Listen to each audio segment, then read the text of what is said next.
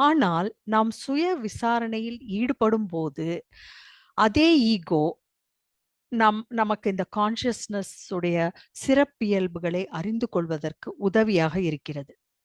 செத் ஜேன் மூலமாக பேசும்போதும், ஜேனின் கான்ஷியஸ்னஸ்க்கு எந்தவிதமான பாதிப்பும் இல்லை என்று விளக்குகிறது. ஆனால் ஜேனின் கான்ஷியஸ்னஸ் செத்திற்கு இடம் கொடுக்கும் விதமாக 3 டைமென்ஷனிலிருந்து மிக விசாலமாக 5 டைமென்ஷனுக்கு மாறுகிறதாக செத் கூறுகிறது.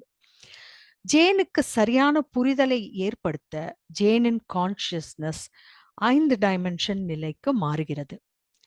நம்முடைய மொழி இவ்வுலகின் லீனியர் டைமில் செயல்படுவதால் ஆன்ம உலகின் இயல்புகளை தெரிந்து கொள்வது நமக்கு கடினமாக உள்ளது. ஆனால் செத்தின் கான்ஷியஸ்னஸ் ஜேனின் கான்ஷியஸ்னஸ்க்கு எந்த விதமான